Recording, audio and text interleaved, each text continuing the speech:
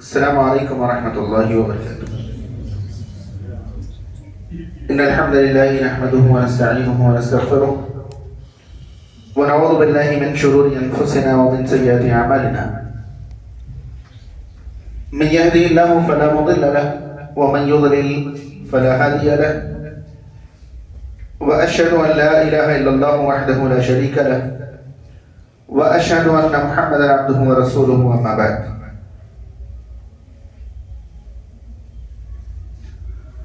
فإن خير الحديث كتاب الله، وخير الهدي هدي محمد صلى الله عليه وسلم، وشر الأمور محدثاتها، وكل محدثة بدعة، وكل بدعة ضلالة، وكل ضلالة في النار. فأعوذ بالله من الشيطان الرجيم. بسم الله الرحمن الرحيم. إنما يأمر مساجد الله من آمن بالله إلى آخر الآية. محترم علماء کرام، حاضرین مجلس، تعریف کی تمام قسمیں اللہ تعالیٰ کے لیے لائق و مناسب ہیں. درود و سلام نازل ہو اللہ کے آخری رسول محمد رسول اللہ صلی اللہ تعالیٰ علیہ وسلم پر. اللہم صلی علی محمد وعلی آل محمد کما صلیت علی ابراہیم وعلی آل ابراہیم انک حمید مجید. محترم حاضرین، جس عنوان کا اشتہار اور اعلان کیا گیا ہے، اس عنوان کے تحت جو باتیں آپ تک پہنچائی جائیں گی، ان میں سے تقریباً باتوں کے آپ عالم بھی ہیں اور عامل بھی ہیں، یعنی جانتے بھی ہیں اور عمل بھی کرتے ہیں. بس تذکیر اور کچھ باتیں ایسی جمع ہو جاتی ہیں جو ہمارے ذہنوں سے یا تو مس ہو رہی تھی یا ہمیں ان باتوں کی ضرورت تھی، تو کچھ باتوں کا اضافہ ضرور ہو جاتا ہے. شروعات میں یہاں سے کرنا چاہوں گا کہ اسلام اپنے ماننے والوں کی انفرادی اور اجتماعی مکمل تربیت چاہتا ہے. اس جملے کو اس طرح سمجھنے کی کوشش کریں کہ اسلام یہ چاہتا ہے کہ اسلام کا ماننے والا اگر کہیں اکیلے ہے، تنہا ہے، تو بھی وہ بہترین انسان اور بہترین مسلمان رہے، اور اگر وہ اجتماعیت میں ہے، بھیڑ میں ہے، مجمع میں ہے، تب بھی وہ انسان بہترین بھی رہے اور اللہ کا بہترین بندہ بھی بنا رہے. ہم سب بہت اچھی طرح جانتے ہیں کہ تنہائی میں انسان سے جو چیزیں مطلوب ہوتی ہیں وہ الگ ہوتی ہیں، اور اجتماعیت میں جو چیزیں مطلوب ہوتی ہیں وہ الگ ہوتی ہیں. جب ہم اجتماعیت میں ہوتے ہیں، سینکڑوں لوگوں کے درمیان ہوتے ہیں، تو ہمیں مختلف چیزوں کا خیال رکھنا ہوتا ہے. اسلام انفرادی تربیت کے لیے جن چیزوں کا حکم دیتا ہے، ان میں سے اگر تمام عبادات پر غور و فکر کریں تو آپ پائیں گے کہ اسلام کی تمام تر عبادات میں دو بنیادی چیزیں آپ کو ضرور ملیں گی. پہلی چیز تقوی کی طرف انسان کو لے جانے کی کوشش، اور دوسری طرف اجتماعیت کا احساس دلانا. اگر آپ محسوس کریں کہ نمازیں ہمارے اوپر 5 وقتہ فرض تو ہیں، لیکن 5 وقتہ نمازوں کے ذریعے اللہ تعالی ہمارے دلوں میں اللہ کی تذکیر اور اللہ کا تقوی باقی رکھنا چاہتا ہے، برقرار رکھنا چاہتا ہے. مگر یہی نمازیں باجماعت ادا کرنے کا حکم دے کر رب تعالی نے ہمیں یہ احساس دلایا ہے کہ نمازیں صرف تقوی ہی کا نہیں، بلکہ آپس میں اتحاد و اتفاق اور اجتماعیت کا بھی ایک ذریعہ بن جائے. حاضرین، یہ اجتماعیت کا احساس تھوڑا سا اور بڑا ہو جائے، اس لیے اسلام نے ایک ہفتہ والی اجتماع کا نظم رکھا ہے. شاید ہم لوگ اس بات کو محسوس نہ کر سکیں، ورنہ شروع اسلام سے ایک طریقہ تھا جو اب دھیرے دھیرے شاید ہی کہیں باقی رہ گیا ہو، ختم ہی سا ہو گیا ہے. شروع اسلام میں ایسا ہوتا تھا کہ کئی محلوں میں مساجد بنائی جاتی تھی، لوگ ان مساجد میں نمازیں ادا کرتے تھے، مگر جمعہ کے دن وہ ساری مساجد بند رہتی تھی اور علاقے کی کسی بڑی مسجد میں تمام محلے کی مساجد کے مصلیان جمع ہوتے تھے اور جمعہ کا اہتمام ہوتا تھا. یعنی وقتیہ مساجد ہوتی تھی اور جمعہ کی نماز جامع مسجد میں ادا کی جاتی تھی. اب محسوس کریں کہ اس محلے کے نمازی، اس محلے کے نمازی، اس محلے کی کئی محلے کے نمازی جب ہفتے میں ایک بار ایک جگہ جمع ہوتے تو یہ اجتماع تھوڑا سا اور بڑا ہو جاتا. آج کی نسل کو تو شاید یہ معلوم بھی نہیں ہے کہ کوئی مسجد ایسی بھی ہوتی ہے جو مسجد تو ہوتی ہے مگر اس میں جمعہ کی نماز نہیں ہوتی. شاید پتہ نہیں. ہم نے اپنے بچپن میں ہمارے علاقے میں، شیخ بھی گواہ ہوں گے، ہمارے علاقے میں جیسی جیسی آبادی گاؤں کی ہوتی تھی، ہر علاقے میں مسجدیں ہوتی تھیں مگر گاؤں میں ایک جگہ درمیان میں کوئی جامع مسجد ہوتی تھی اور جو سب سے اچھے خطیب اور عالم اور مصلح ہوتے تھے وہ ہفتے میں ایک بار تمام جماعتوں کو جمع کر کے، کئی محلے کی جماعتوں کو جمع کر کے خطبہ ارشاد فرماتے تھے، جس سے ایک اجتماع کا نظم بڑھ جاتا تھا. اس کے بعد ہم اور آپ سبھی جانتے ہیں کہ یہ اجتماعیت کا نظم تھوڑا سا اور بڑا ہو جائے، اس لیے اللہ تعالیٰ نے سال میں 2 مرتبہ شہر کے تمام مسلمانوں کو مساجد سے باہر نکل کر ایک کھلے میدان میں جمع ہونے کا حکم دیا ہے. سال میں 2 مرتبہ عیدین کے موقع پر. اور ظاہر سی بات ہے عیدین کے موقع پر جو بھی حکم ہے، پہلی عید کے موقع پر جو رمضان کا حکم ہے، آپ مقصد رمضان تلاش کریں تو مقصد رمضان تقویٰ ہے. دوسری عید کے موقع پر جو قربانی کا حکم ہے، قربانی کا مقصد تلاش کریں تو پھر سے تقویٰ ہے. رمضان کے بارے میں رب تعالیٰ نے یہ فرمایا کہ تمہارے اوپر صیام لکھے اس لیے گئے تاکہ تم تقویٰ والے بن جاؤ، اور قربانی کے بارے میں رب تعالیٰ نے یہ فرمایا کہ تمہارے جانوروں کا خون اور گوشت اللہ کو نہیں پہنچتا بلکہ تمہارا کیا پہنچتا ہے؟ تقویٰ پہنچتا ہے. تو رمضان کا مقصد بھی تقویٰ، قربانی کا مقصد بھی تقویٰ. رمضان کے بعد، قربانی کے بعد مسلمانوں کا پھر سے ایک بڑا سا اجتماع. اس کے بعد آپ دیکھیں تو صاحب استطاعت مسلمانوں پر اللہ رب العالمین نے حج فرض کر کے ایک ایسے اجتماع کا نظم فرمایا ہے کہ پوری دنیا اس سے بڑی اجتماع قائم کرنے سے قاصر ہے. اس سے بڑی تعداد میں ایک جگہ ایک بار میں لوگ کہیں جمع نہیں ہوتے جتنی تعداد میں لوگ حج کے موقع پر جمع ہوتے ہیں. پھر سے حج کا مقصد تلاش کریں تو حج کا مقصد بھی تقویٰ ہے، اور تقویٰ کے بعد ایک مسلمانوں کا اجتماع ہے. یہ ساری اجتماعیت کس مقصد سے؟ دراصل اللہ رب العالمین یہ چاہتا ہے کہ مسلمان انفرادی زندگی میں اللہ کا بہترین بندہ بنا رہے اور اجتماعی زندگی میں ایک دوسرے کا ہمدرد اور ایک دوسرے کا غم گسار بنا رہے، ایک دوسرے کا معاون اور مددگار بنا رہے.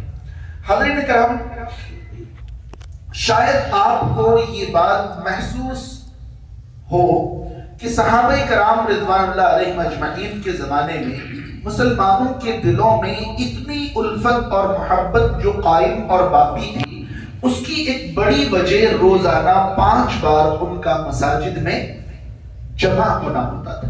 اب ہمارے زمانے میں معاشرے کے 80-85% لوگ تو صرف جمعہ کے دن مساجد میں آتے ہیں، باقی دن تو ایک دوسرے سے ملتے ہی نہیں ہیں، مساجد آتے ہی نہیں ہیں. تو وہ ہمدردی اور وہ الفت و محبت جو اس زمانے میں باقی تھی وہ اب باقی نہیں ہے.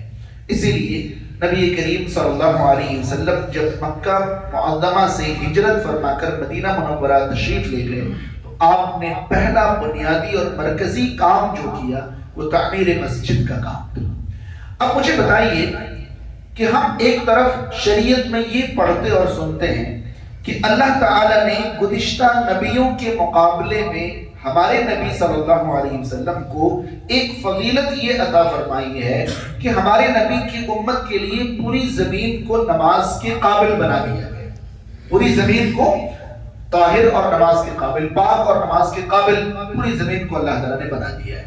تو پھر جب پوری زمین قابل سجدہ ہے، قابل نماز ہے، تو پھر یہ مساجد کی تعمیر کا کیا مطلب؟ مساجد کی تعمیر کا کیا مطلب ہے؟ یقین جانیے یہ مسلمانوں کی اجتماعیت کا ایک نظم ہے، ورنہ نماز قائم کرنے کے لیے تو کہیں بھی نماز قائم کی جا سکتی تھی۔ ایک بار ایک صاحب اپنی فکر بتا رہے تھے کہ میں سوچنے لگا کہ جب امت محمدیہ کہیں بھی نماز پڑھ سکتی ہے تو اسلام نے مساجد کو اتنی اہمیت کیوں دی ہے؟ تو انہوں نے یہ کہا کہ ہم اگر کہیں بھی نماز قائم کریں گے نا، ہم کہیں بھی، یاد رہے کہ میں کوئی شریعت کی بات نہیں، ایک ہمارے استاذ تھے ان کی فکر بتا رہا ہوں کہ ان کو ایسا لگا، اور واقعی ایسا لگنے کے پیچھے ایک وجہ ہے۔ ان کو ایسا لگا کہ ہم دنیا میں کہیں بھی نماز ادا کریں گے تو عبادت کے ساتھ ساتھ دنیا سے ہمارا تعلق باقی رہے گا۔ اگر میں گھر میں نماز ادا کرتا ہوں تو گھر دنیا ہے، بیوی بچے ہیں، ٹھیک ہے، مال و متاع ہے۔ اگر میں دکان میں نماز ادا کرتا ہوں چاروں طرف نفع نقصان فائدے مال و دولت سب دکھ رہے ہیں۔ اگر میں کہیں کھلی جگہ نماز ادا کرتا ہوں تو ساری چیزیں دکھائی دے رہی ہیں، آب و ہوا وغیرہ وغیرہ۔ یعنی انسان دنیا کو دروازے پر چھوڑ کر اندر آئے اور یہاں صرف اللہ کی عبادت کر کے باہر جائے، یعنی جب وہ اندر آئے تو وہ دنیا سے تعلق ختم کر کے کس سے تعلق قائم کرنے کے لیے اندر آئے؟ اللہ سے۔ باقی تو کوئی فرق ہے، گھر میں نماز ادا کریں تو نماز ہو جائے گی۔ یعنی میں اس طرف نہیں جانا چاہتا ہوں کہ جماعت بغیر عذر کے مساجد میں اگر مرد آ کر باجماعت نماز قائم نہ کریں تو ان کی نماز کا کیا حکم ہے، میں اس طرف نہیں جا رہا ہوں۔ دراصل میں یہ بتانا چاہتا ہوں کہ اللہ تعالیٰ نے ہماری امت کے لیے پوری زمین کو نماز کے قابل بنایا ہے، مگر اللہ تعالیٰ سے مکمل تعلق استوار کرنے کے لیے خالص اللہ کا در۔ جب ہم یہاں آ جاتے ہیں نا، یہاں ہمیں کوئی دنیا دکھائی نہیں دیتی ہے، یہاں ہمیں جو بھی چیزیں دائیں بائیں آس پاس دکھتی ہیں وہ سب اللہ کے رضامندی کی چیزیں ہیں، تو ہمارا ذہن پوری طرح سے یکسو ہو کر اللہ کی طرف متوجہ ہو جاتا ہے، ٹھیک ہے۔ اس کے بعد آپ دیکھیں تو اسلام نے مساجد کے بارے میں جو تعلیمات دی ہیں وہ تعلیمات ایسی ہیں کہ کہیں پر رغبت دی ہے، کہیں زبردستی کی ہے، کہیں حکم دیا ہے، کہیں فضیلت بیان کی ہے۔ کچھ چیزوں کو میں جمع کر کے آپ تک پہنچانے کی کوشش کروں تو ایک طرف نبی کریم صلی اللہ علیہ وسلم کا یہ فرمان ہے، جو اللہ کی رضامندی کے لیے مساجد تعمیر کرائے گا اللہ تعالیٰ اس کے لیے جنت میں گھر بنائے گا، رغبت دلائے کہ بھئی مساجد تعمیر کرنے میں کوئی پیچھے نہ رہے، جس کی جیسی استطاعت ہو مساجد بنائے، کیونکہ مساجد بنانے پر اللہ تعالیٰ نے جنت میں گھر کی ضمانت دی ہے۔ دوسری طرف انہی مساجد کو آباد کرنے کے بارے میں رب تعالیٰ نے حصر والے کلمے سے اس طرح رب تعالیٰ نے فرمایا انما یعمر مساجد اللہ من آمن باللہ والیوم الآخر ولم یخش الا اللہ۔ یہاں پر رب تعالیٰ نے یہ فرمایا کہ اللہ کی مساجد کو آباد کرنے کا کام صرف وہ لوگ کر سکتے ہیں جو اللہ پر ایمان رکھیں، آخرت پر ایمان رکھیں، نمازیں قائم کریں، زکوٰۃ ادا کریں اور اللہ کے علاوہ کسی سے نہ ڈریں۔ یہاں رب تعالیٰ نے ترغیب نہیں دلائی بلکہ تنبیہ کی کہ اگر مساجد کو آباد کرنے میں تمہارا حصہ نہیں ہے تو اپنے ایمان کے دعوے پر دوبارہ غور کرو، کیونکہ اللہ تعالیٰ یہ فرماتا ہے کہ مساجد آباد کرنا صرف ان کا کام ہے جو ایمان والے ہوں گے، جو عمل والے ہوں گے اور جو اللہ کے علاوہ کسی سے نہیں ڈریں گے۔ ایک بات اور غور کریں کہ یہاں 5 چیزیں اللہ رب العالمین نے بتائیں کہ اللہ کی مساجد کو وہ آباد کریں گے جو اللہ پر ایمان رکھتے ہیں، آخرت پر ایمان رکھتے ہیں، نماز ادا کرتے ہیں اور زکوٰۃ ادا کرتے ہیں اور اللہ کے علاوہ کسی سے نہیں ڈرتے۔ یہ 5 ہی چیزیں کیوں بیان کی گئی؟ دراصل ان میں سے شروع کی 2 چیزیں ایمانیات ہیں، اگلی 2 چیزیں عملیات ہیں، عمل کے بارے میں، اور آخری چیز جو ہے وہ نظریہ کے بارے میں، وہ فکر کے بارے میں۔ اللہ پر اور آخرت پر ایمان رکھنے کا مطلب ہوتا ہے کہ ایمان کی یہ 2 بنیادیں، جو ان دونوں بنیادوں پر ایمان رکھے گا وہ مساجد میں آنے جانے والا بندہ ہوگا، اور جو نماز قائم کرنے والا اور زکوٰۃ ادا کرنے والا ہوگا وہ اللہ کے حق کے ساتھ ساتھ اللہ کے بندوں کا حق پہچاننے والا بھی ہوگا، کیونکہ نماز کے ذریعے ہم اللہ کا حق ادا کرتے ہیں اور زکوٰۃ کے ذریعے ہم اللہ کے حکم سے اللہ کے بندوں کا حق ادا کرتے ہیں، یعنی نماز و زکوٰۃ کا پابند جو ہے وہ اللہ کا حق بھی پہچاننے والا ہوگا اور اللہ کے بندوں کا حق بھی پہچاننے والا ہوگا. اور اللہ کے بندوں کا حق پہچاننے والا اللہ کے بندوں سے جڑ کر کیسے نہیں رہے گا؟ وہ بھلا الگ تھلگ کیسے ہو جائے گا؟ اور وَلَمْ يَخْشَ إِلَّا اللَّهِ کا ایک بڑا لطیف اشارہ یہ ہے کہ وہ اللہ کے علاوہ کسی سے نہ ڈرتا ہو، یعنی کوئی ایسی چیز جو اللہ کے مقابلے میں کسی اور چیز سے ڈرائے تو وہ اللہ سے ڈرے اور اس سے نہ ڈرے، یعنی اللہ کے علاوہ کسی کے ڈر سے وہ اللہ کے گھر کو آباد کرنے سے باز نہ آئے، یعنی اس کا نظریہ بھی ٹھوس ہو، اس کا ایمان بھی ٹھوس ہو اور اس کا عمل بھی ٹھوس ہو، وہی مساجد آباد کر سکتا ہے، ورنہ مساجد آباد کرنا ہر ایک کے بس کی بات نہیں ہے. اور مساجد آباد کرنے کا مطلب صرف نماز قائم کرنا نہیں ہے، نماز قائم کرنے کے علاوہ اور بھی بہت ساری چیزیں ہیں. خیر آگے چلیں. ایک جگہ نبی کریم صلی اللہ علیہ وسلم نے مساجد میں جو انسان معلق رہتا ہے، جس کا دل مسجدوں سے لگا رہتا ہے، ان کی فضیلت بیان فرما دی کہ قیامت کے دن میدان محشر میں جب عرش الہی کے علاوہ اور کوئی سایہ نہیں ہوگا تب ہر کسی کو سائے میں جگہ نہیں ملے گی. جن 7 قسم کے لوگوں کو سائے میں جگہ ملنے کی بات ایک حدیث میں کہی گئی ہے، اور بھی کچھ لوگوں کو سائے میں جگہ ملنے کی روایات ثابت ہیں، مگر ایک ہی حدیث میں جن 7 لوگوں کا ذکر ہے ان میں سے ایک شخص کے بارے میں کہا گیا وَرَجُلٌ قَلْبُهُ مُعَلَّقٌ بِالْمَسَاجِدِ، وہ انسان بھی عرش الہی کے سائے میں قیامت کے دن جگہ پائے گا جس کا دل مسجد سے لٹکا رہتا ہے، یعنی ایک نماز کے بعد وہ جاتا تو ہے مگر دل مسجد ہی میں لگا رہتا ہے کہ اگلی نماز کا وقت ہو تو فوراً جاؤ. جن کے دل مساجد سے لٹکے رہتے ہیں وہ عرش الہی کے سائے میں جگہ پائیں گے. اس کے علاوہ آپ نبی کریم صلی اللہ علیہ وسلم کی ایک حدیث پر غور کریں. آپ صلی اللہ علیہ وسلم نے صحیح مسلم، ابو داؤد وغیرہ کی ایک حدیث کے مطابق یہ ارشاد فرمایا، جب لوگ مساجد میں سے کسی مسجد میں جمع ہوتے ہیں، جیسے ہم اور آپ ابھی بیٹھے ہیں، مجتمع قوم فی بیت من بیوت اللہ، اللہ کے گھروں میں سے کسی گھر میں جب کچھ لوگ جمع ہوتے ہیں، یتلون القرآن ویتدارسونہ، وہ قرآن کی تلاوت کریں، قرآن کا درس کریں، قرآن سمجھنے سمجھانے کی کوشش کریں، تو ایسے لوگوں کو فرشتے گھیر لیتے ہیں. حفتہم الملائکہ، فرشتے ایسے لوگوں کو گھیر لیتے ہیں. نزلت علیہم السکینہ، ایسے لوگوں پر اللہ تعالیٰ کی طرف سے سکون نازل ہوتا ہے، سکینت نازل ہوتی ہے.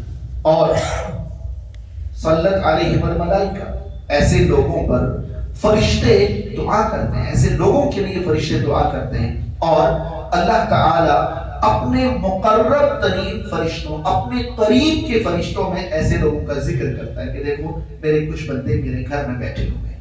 یہ احادیث میں مساجد کے بارے میں چند تعلیمات ہیں، بنانے کی فضیلت، آباد کرنے کی فضیلت، اور مساجد میں جمع ہو کر اللہ کا ذکر اور اللہ کی کتاب کو سمجھنے اور سمجھانے کی فضیلت آپ صلی اللہ علیہ وسلم نے اس طرح بیان فرمائی.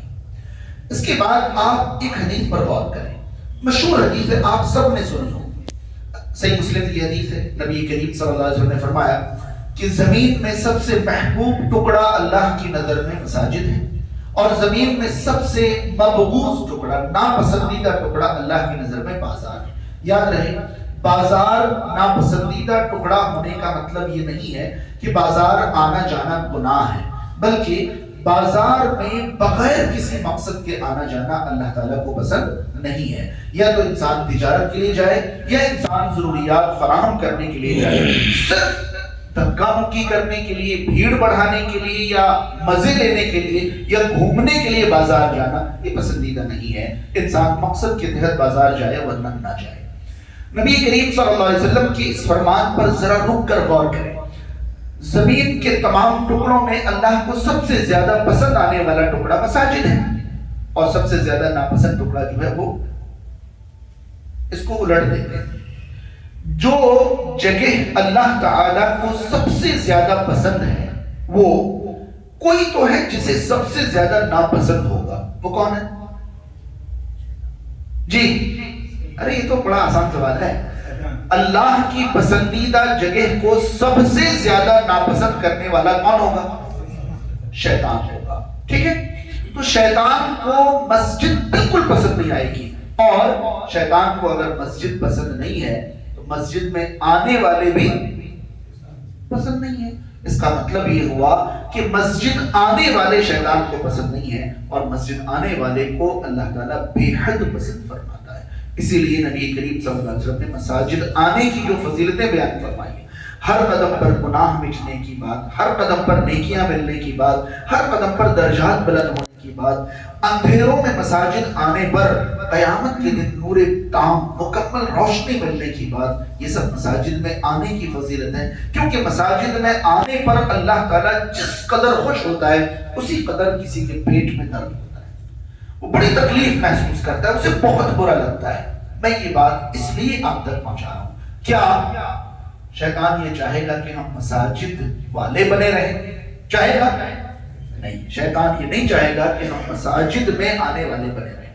شیطان ہمیں مساجد سے دور کرنے کے لیے پہلے تو بے عمل بنانے کی کوشش کرتا ہے کہ بھئی کوئی نماز کی ضرورت نہیں ہے، جمعہ پڑھ لو کافی ہے، بے عمل بنا کر مسجد سے دور کرتا ہے۔ ساری کوششوں کے باوجود اگر ہم اور آپ مساجد کے پابند بنے رہیں تو شیطان عجیب و غریب اسباب کو ہمارے ذہنوں میں ڈال کر ہمیں مساجد سے دور کرتا ہے۔ کبھی امام صاحب سے بدظن کر کے، میں تو ان کے پیچھے نماز نہیں پڑھتا، میں اس مسجد میں نہیں جاتا، کبھی ذمہ داران سے بدظن کر کے، کبھی مؤذن سے بدظن کر کے، کبھی مصلیان سے بدظن کر کے، ارے یہاں کے نمازی تو ایسے ایسے کپڑوں میں آ جاتے ہیں، سر ایسا رہتا ہے ان کا، فلاں ایسا رہتا ہے۔ یاد رہے، آپ جس وجہ سے مساجد چھوڑ رہے ہیں ان میں سے کوئی بھی وجہ مساجد کا مالک نہیں، ٹھیک ہے؟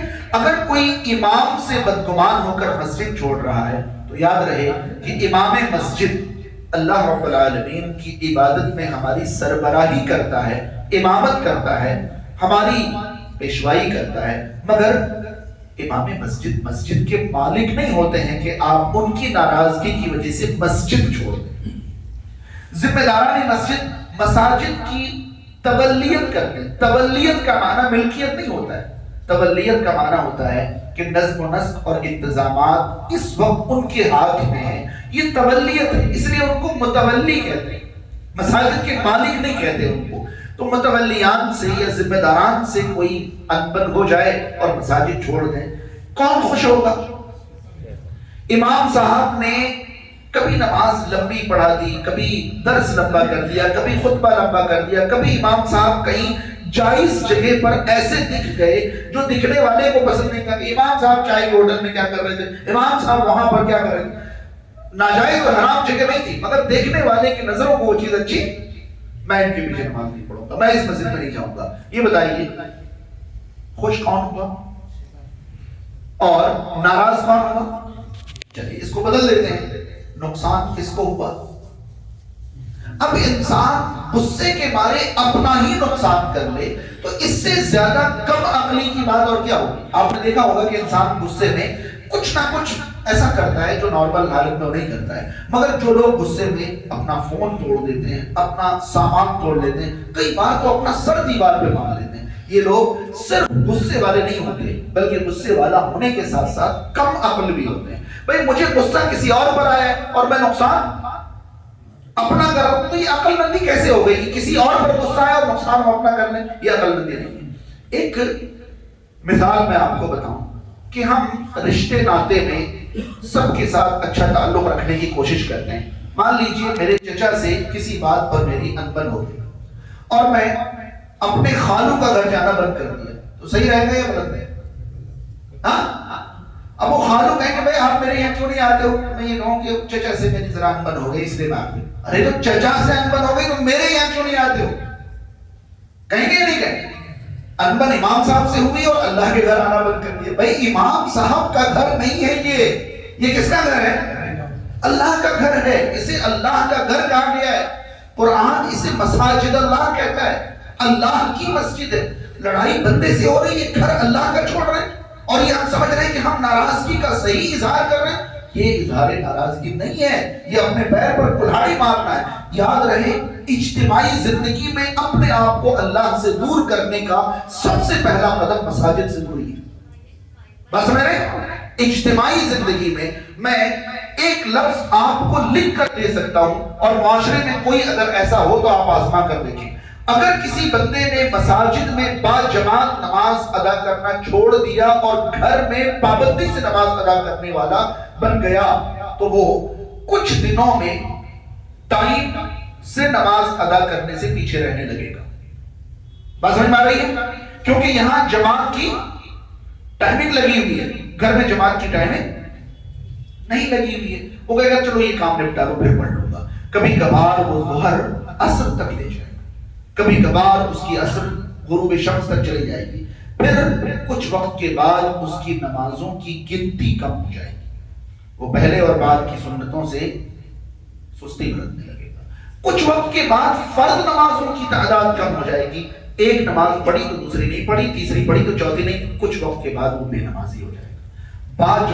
با جماعت مساجد میں نماز ادا کرنے والا 20 سالوں سے آج تک نمازی ہے، مگر کسی وجہ سے مساجد چھوڑ دینے والے کچھ وقت کے بعد لازماً کیا بن جاتے ہیں؟ بے نمازی بن جاتے ہیں. اگر آپ کو لگتا ہے کہ نماز آپ کی انفرادی عبادت ہے تو آپ شریعت کے مزاج کو نہیں سمجھ پائے.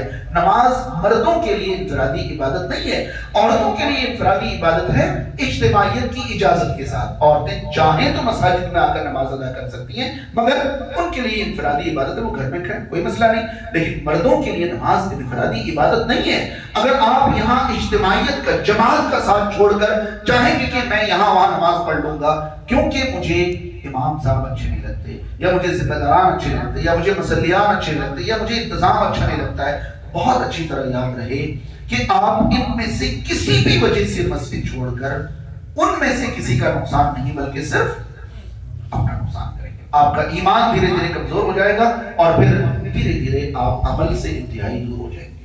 5 سال پہلے کورونا کے ٹائم پر مساجد میں داخلہ جب منع کر دیا گیا تھا تو لوگوں کے ایمان کا کیا حال ہو گیا تھا 6-7 مہینوں میں. اس بات کا اندازہ ہے آپ کو یا نہیں؟ میں آپ کو ایک چیز محسوس کرانا چاہتا ہوں، بہت دھیان سے سنیں، اس بات پر محسوس کریں.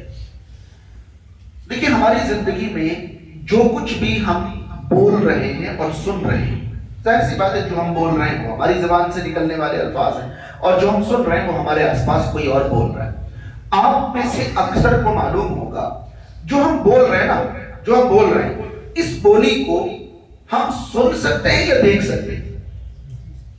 جی، ہماری بولی کو، ہم جو بول رہے ہیں اس بولی کو، اس آواز کو ہم سن سکتے ہیں یا دیکھ سکتے ہیں؟ سن سکتے ہیں. مگر جدید ٹیکنالوجی اور نئی ٹیکنالوجی کے مطابق ہم بولی کو دیکھ بھی سکتے ہیں. ہم بولی کو کیا کر سکتے ہیں؟ دیکھ سکتے ہیں. آپ میں سے اکثر کو معلوم ہوگا کہ جب انسان بولتا ہے تو اس کی آواز کی ایک لہر بنتی ہے، ایک ترنگ بنتی ہے. ٹھیک ہے، آپ پتہ نہیں کتنے لوگ میری بات سمجھ پا رہے ہیں. جب بھی ہم بولتے ہیں تو اس کا ایک ویو بنتا ہے، ایک ترنگ بنتا ہے.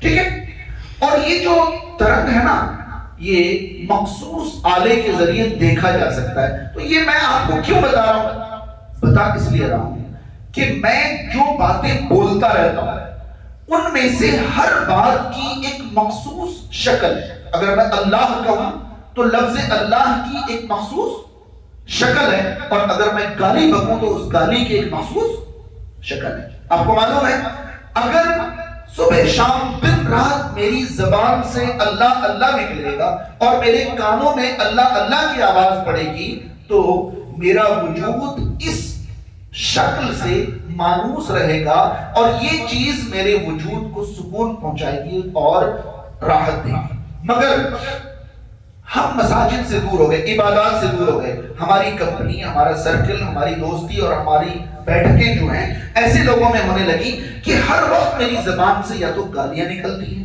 یا کچھ بے حیائی اور برائی اور گندی باتیں نکلتی ہیں. ان کی ایک مخصوص شکل ہے.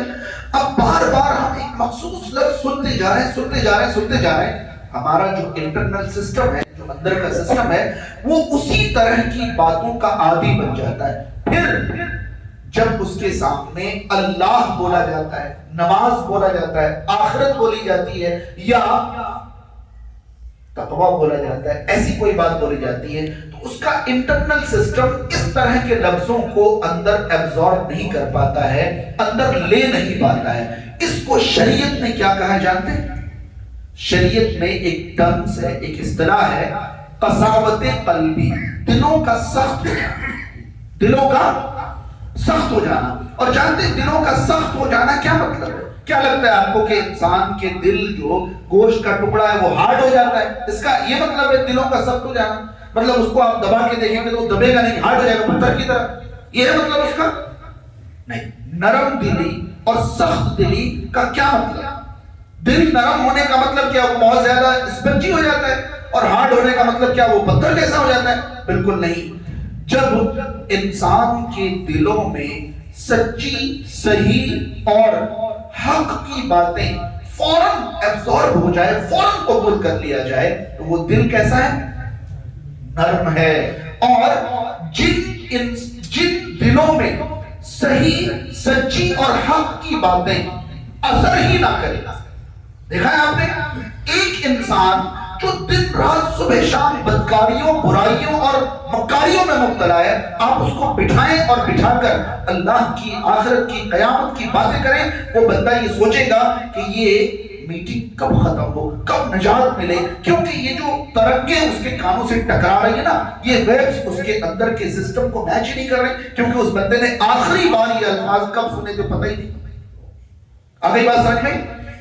ائمہ کرام نے حدیث کی کتابیں لکھتے ہوئے، ائمہ کرام نے حدیث کی کتابیں لکھتے ہوئے ایک چیپٹر قائم کیا، ایک چیپٹر قائم کیا، ایک باب قائم کیا. صحیح بخاری میں بھی یہ باب ہے، جو بھی جامع حدیث کی کتابیں ان ساری حدیثوں میں یہ باب ہے. جانتے ہیں کس باب کی طرف میں اشارہ کر رہا ہوں؟ کتاب الرقاق. کتاب الرقاق. ابھی کتاب الرقاق کیا ہے؟ یعنی دلوں کو نرم کرنے والی باتیں. کیسی باتیں؟ دلوں کو نرم کرنے. یہ دل نرم کیسے ہوں؟ آپ مساجد چھوڑ دیجئے اور کچھ وقت کے بعد آپ اپنے پسندیدہ عالم کو، جن کو کبھی آپ مس نہیں کرتے تھے، ہمیشہ ان کی باتیں آپ سنتے تھے، کچھ دن آپ یہ ویب چینج کر لیجئے اور اس کے بعد ان کو سنیے. آپ انہیں 10 15 20 منٹ برداشت نہیں کر پائے. تھوڑی دیر میں آپ کے اندر سے آواز بند کرو اس کو، یہ ہضم نہیں ہو رہا ہے، ایبزارب نہیں ہو رہا ہے، اندر لے نہیں پا رہے. یاد رہے مساجد آپ کے دلوں کو رقیق رکھنے کے لیے ضروری ہیں. اگر آپ مساجد سے تعلق ختم کر لیں تو آپ کے دل کیسے ہو جائیں گے؟ سخت ہو جائیں گے. اور جب سخت ہو جائیں گے تو آپ کے دلوں پر سچی باتیں اثر نہیں کریں گی. کیا یہ بات سمجھانے کے لیے مجھے کوئی فارمولا سیٹ کرنے کی ضرورت ہے؟ آپ دیکھو کہ 85%، 80-85% جو بے نمازی لوگ ہیں وہ جمعہ پڑھتے ہیں یا نہیں پڑھتے ہیں؟ آپ کو پتا ہے وہ جمعہ میں کب آتے ہیں؟ کب آتے ہیں وہ؟ کیونکہ ان کی جو مطلب کیا کہوں میں، جو اندرونی سسٹم ہے نا ان کا، وہ سسٹم شروع سے آنے کے بعد جو سننا پڑے گا وہ اس کے لیے بالکل تیار نہیں ہے. ان کا ذہن، ان کا دل تیار نہیں ہے. کبھی آپ ایسے بے عمل کو شروع میں لا کے پہلی صف میں بٹھا دیجئے، نماز ختم ہونے تک اس کے چہرے لال پیلے ہو جائیں گے. اس کو لگے گا کہ کتنی بڑی سزا مجھے دے دی گئی. آپ تصور نہیں کر سکتے دنیا میں اس وقت ٹیکنالوجی اس چیز پر قائم، اس چیز پر کام کر رہی ہے کہ کیسے ہم انسانوں سے پوچھے بنا اس کی سوچ کو پڑھ سکیں. آپ کو معلوم ہے میرے دماغ میں جو کچھ ہے جب تک میں نہیں بتاؤں کوئی جان نہیں سکتا، مگر کچھ ٹیکنالوجی کے ذریعے دماغ پر ایک آلہ لگا کر اس کی حرکتوں کے ذریعے دماغ کے اندر موجود باتوں کو پڑھنے کی کوشش ہو رہی ہے کہ ہم ایسی چیز ایجاد کریں گے جس سے انسان کی سوچ کو بغیر اس کے بتائے ہم کیا کر پائیں گے، کیسے پڑھیں گے. یہ ویوز جو ہے نا، یہ ترنگیں جو ہے نا، ان کو میچ کرا دی. سمجھ پا رہے ہیں؟ میں نے ابھی ایک تحریر پڑھی تھی، اس میں یہ پایا تھا کہ آج دنیا میں جو اچھی ترنگیں ہیں، جو گڈ ویوز ہیں، جو اچھی آواز کی جو شکل ہے، وہ صرف 10% رہ گئی. یعنی کہ پوری دنیا میں لوگ جتنی باتیں کرتے ہیں، گھر میں، باہر، دکان میں، مکان میں، ٹرین میں، سفر میں، کہیں بھی پوری دنیا میں ایک دن میں لوگ جتنی باتیں کرتے ہیں، ان ساری باتوں کی شکل کو چیک کیا جائے تو 90% شکلیں بری باتوں کی بن رہی ہیں اور اچھی باتوں کی شکلیں 10%. بات سمجھ رہے ہیں؟ اور اس سے برائی چاہنے والوں کو اندازہ ہوتا ہے کہ دنیا کتنی بری ہو چکی ہے. بات سمجھ پا رہی ہے؟ تو کہنے کا مطلب یہ ہے کہ مساجد سے تعلق بے حد ضروری ہے کہ آپ کے دل کو اچھی باتیں اپیل کرے، اثر کرے، ورنہ کچھ ہی دنوں میں آپ کے دل ایسے سخت ہو جائیں گے کہ اچھی باتیں آپ کو بوجھ لگیں گی، سزا لگے گی، آپ برداشت نہیں کر پائیں گے. اسی لیے مساجد میں صرف عبادت نہیں، جب بھی کوئی دینی بات ہو، 1000 بار وہ بات آپ کو معلوم ہو، تب بھی ویوز میچ کرنے کے لیے آپ بیٹھا کریے. سیم باتیں بار بار سنیں گے، آپ کے ویوز میچ کرتے رہیں گے. یقین مانیے سورہ فاتحہ ہر نماز کی ہر رکعت میں پڑھنے کا حکم دینے کا کیا مطلب ہے؟ بس سمجھ آ رہی ہے؟ یہ مت سوچیے کہ بھائی مولانا کیا بتائیں گے، یہ تو سب ہمیں پہلے سے معلوم ہے. یہ باتیں اگر آپ کے کانوں سے نہیں ٹکرائیں کچھ دن، تو اس کے بعد جب یہ باتیں ٹکرائیں گی تو ان کا یہ اثر باقی نہیں رہے گا جو آج بات. آپ اپنے بچوں کو، اپنے تمام کو مساجد کے ساتھ جوڑیے، ورنہ اگلی نسل جو ہے دین کی باتوں سے ایسے چڑھیں گی جیسے آج غیر مسلمین دین کی باتوں سے چڑھتے ہیں. ہماری نسلیں ایسے چڑھیں گی کیونکہ ہم انہیں مساجد کا عادی نہیں بنا رہے ہیں. ان کے کانوں میں اسلامی آوازیں پڑی نہیں رہی، اسلامی باتیں جائی نہیں رہی. بات سمجھ پا رہی ہے؟ کہنے کا مطلب یہ تھا کہ مسجد کا پہلا حق ہمارے اوپر یہ ہے کہ ہم اپنے آپ کو مساجد کا بنا کے رکھیں. اللہ تعالیٰ نے مساجد کا بن کر رہنے کے جتنے احکام ہو سکتے تھے وہ نافذ کر دیے، مگر شیاطین نے مسجد سے ہٹانے کے بہت سارے طریقے اپنا رکھے ہیں. کئی بار شیطان آپ کے ذہن میں کیا ڈالے گا پتہ ہے؟ دیکھو تم 5 سال سے پہلی صف میں نماز پڑھ رہے ہو، آج بھی مسجد میں کوئی میٹنگ ہوتی، کوئی مشورہ ہوتا ہے، تم سے پوچھتے ہیں بتاؤ تم 5 وقت آپ پہلی صف کے نمازی ہو، پھر بھی کوئی تمہاری ویلیو نہیں، حیثیت نہیں. پھر ہوتا ہے میری تو اس مسجد میں کوئی ویلیو نہیں، میں نہیں آؤں گا اب یہاں. اب یہ بتائیے کہ پہلی صف میں 5 سال نماز قائم کرنے کا مقصد کیا؟ مسجد میں ویلیو بڑھانا تھا. اس مقصد سے نمازیں قائم کر رہے تھے ہم. اگر ہم اور آپ مساجد میں پہلی صف میں نماز قائم کرنے کے بدلے اپنی قدر و قیمت بڑھانا چاہیں تو کیا ان عبادتوں کا آخرت میں ہمیں کوئی اجر ملے گا؟ عبادات پہلی صف میں آپ اس لیے کر رہے تھے کہ نبی کریم صلی اللہ علیہ وسلم نے اس کی فضیلت بیان فرمائی. پہلی صف میں نماز قائم کرنے کی، تکبیر اولیٰ کے ساتھ نماز قائم، تاکہ میرا رب راضی ہو جائے، اللہ راضی ہو جائے، مجھے ویلیو ملے. ہاں 500 مصلیان میں سے کچھ لوگوں کو تو تولیت اپنے سر پہ لینی پڑے گی، ذمہ داری اپنے سر پہ لینی پڑے گی. اگر ان میں سے آپ کو کسی ذمہ داری کے قابل سمجھا جاتا ہے اور آپ پر ذمہ داری سونپی جاتی ہے، آپ اللہ سے استعانت مانگے، اللہ سے مدد مانگے کہ اللہ جو ذمہ داری مجھے سونپی گئی ہے مجھے بہتر انداز میں نبھانے کی توفیق عطا فرمائے. اور اگر کوئی ذمہ داری نہیں سونپی جاتی ہے تو میں اب نہیں آؤں گا، میری کوئی قدر نہیں محسوس ہو رہی، کوئی مجھے کبھی پوچھتا ہی نہیں، کوئی مجھ سے کبھی مشورہ ہی نہیں کرتا، کوئی میری بات سنتا ہی نہیں ہے. یہ مساجد سے دور ہونے کے اسباب میں سے ہیں، اور اس سے کسی کا ہم نقصان نہیں کریں گے سوائے خود کا. اس کے بعد مساجد کے حقوق میں سے ایک حق یہ ہے کہ مسجد صرف عبادت کے نہیں بلکہ عبادت کے ساتھ ساتھ تعلیم کی جگہ.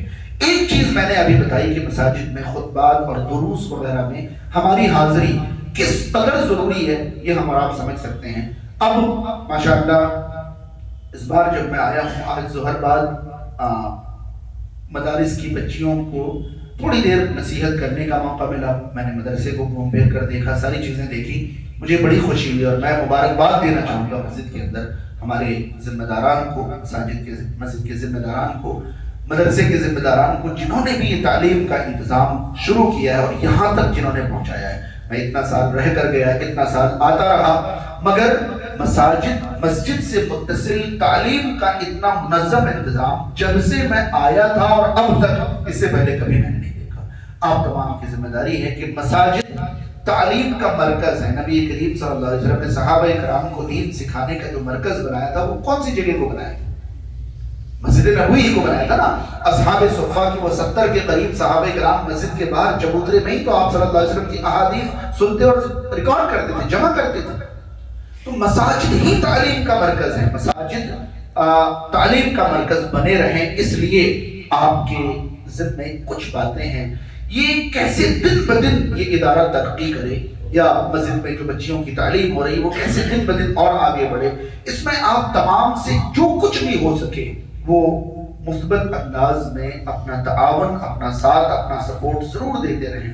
اگر کہیں کوئی کمی کوتاہی رہتی ہے تو یاد رہے انسان کمی کوتاہی نہ کرے، ایسا کیسے ممکن ہے؟ اگر کہیں نظم میں، نسق میں، تعلیم میں، انتظامیہ میں کسی چیز میں کوئی کمی رہتی ہے تو بڑے احترام سے، بڑی عزت سے ہاتھ پکڑیں، سائڈ میں لے جائیں اور عزت سے کہیں کہ بھائی اگر یہ ایسے نہیں ویسے ہوتا شاید زیادہ مفید تھا، شاید زیادہ بہتر تھا، بڑی عزت سے۔ یاد رہے کسی وجہ سے اگر سال 2 سال بعد میری زندگی باقی رہی اور میں آیا اور آنے کے بعد اس کو مزید ترقی میں دیکھا تو کیا محسوس کروں گا؟ میں انتہائی خوشی محسوس کروں گا۔ مگر کسی بھی وجہ سے اگر یہ اس جگہ سے اور نیچے چلا جائے تو میں یہ نہیں سمجھوں گا کہ نیچے جانے کی وجہ کیا تھی، میں صرف اس بات کا دکھ محسوس کروں گا کہ یہ جہاں ہے وہاں سے نیچے چلا گیا۔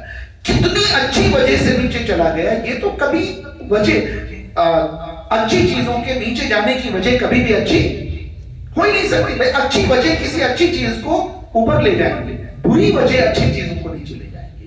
لہذا آپ تمام کے لیے مبارکباد بھی ہے اور ساتھ ہی ذمہ داری بھی ہے، کیونکہ عنوان یہ ہے حقوق کیا ہیں اور ذمہ داریاں کیا ہیں، یہ حقوق ہیں، یہ ذمہ داریاں۔ اس کے علاوہ مساجد کے حقوق اور آداب کے بارے میں نے خود یہاں رہ کر شیخ محترم سے کتنی بار خطاب سنا ہے کہ انہوں نے مساجد کے حقوق، آداب اور تمام چیزوں کے بارے میں بارہا آپ سے باتیں کی ہیں۔ میں تو وہ چیزیں محسوس کرانا چاہتا تھا جو چیزیں عام طور پر حقوق اور آداب کے دائرے میں نہیں آ پاتی، یہ احساس دلانا چاہتا تھا۔ ایک آخری بات کہہ کر، جو مجھے وقت دیا گیا تھا وہ مکمل ہو رہا ہے، ایک آخری بات کہہ کر میں اپنی بات ختم کروں۔ یہ جو مسجدیں ہیں، ان مسجدوں کو آج کے دور میں محفوظ رکھنے کی ذمہ داری ہمارے اوپر پہلے کے مقابلے میں تھوڑی زیادہ عام پڑی ہے۔ جو ہمارے ذمہ داران ہیں، جو خیر خواہ ہیں، جو مساجد سے دلی محبت رکھنے والے ہیں، ان تمام سے گزارش ہے کہ مساجد کی حفاظت کے بارے میں کیا معاملہ ہے مجھے نہیں پتا، مگر اس طرف توجہ کریں اور مساجد کو محفوظ کرنے کے لیے جو بھی ضروریات ہیں، جو بھی چیزیں ہیں، اس کو ضرور کریں۔ مساجد کے آداب کو میں نے چھیڑا ہی نہیں ہے، کیونکہ میں بار بار کہہ رہا ہوں، میں نے شیخ سے کئی بار سنا ہے کہ مساجد میں پہلے آنا، صاف ستھرا بن کے آنا، اچھا لباس پہن کر آنا، بدبودار چیزوں کا استعمال کر کے نہیں آنا، مساجد کو صاف رکھنا وغیرہ وغیرہ، یہ ساری چیزیں ہم الحمدللہ خیال رکھتے ہیں اور ساری چیزیں بالکل مینٹین ہیں، منظم ہیں۔ میں آپ کو سب سے زیادہ جس طرف آج توجہ دلانا چاہتا تھا وہ یہ کہ میں اور میرا کوئی بھی ساتھی جو آج اس مسجد کا مصلی ہے وہ اس مسجد کا مصلی نہ رہے، یہ دن ہمیں نہ دیکھنا پڑے۔ ہر دن مسجد میں مصلیوں کا اضافہ ہو، مصلی کم نہ ہو۔ مصلیوں کو مساجد سے دور کرنے کا سبب اگر میں بنوں، آپ بنیں یا کوئی اور بنے، تو یہ ہمارے لیے قابل فخر یا قابل تعریف بات نہیں، ہمارے لیے نقصان دہ بات ہے۔ اور اگر ہماری وجہ سے مساجد میں مصلیات کا اضافہ اور مصلیات بڑھیں تو ہمارے لیے قابل مبارکباد ہے۔ اللہ تعالیٰ کو یہ جگہ بہت زیادہ پسند ہے، اس پسندیدہ جگہ کو آباد رکھیں۔ اللہ تعالیٰ تمام کو کہی ہوئی باتوں پر عمل کی توفیق عطا فرمائے۔ اقول قولی ھذا استغفر اللہ لی ولکم ولسائر المسلمین والحمد للہ رب العالمین، والسلام علیکم ورحمۃ اللہ وبرکاتہ۔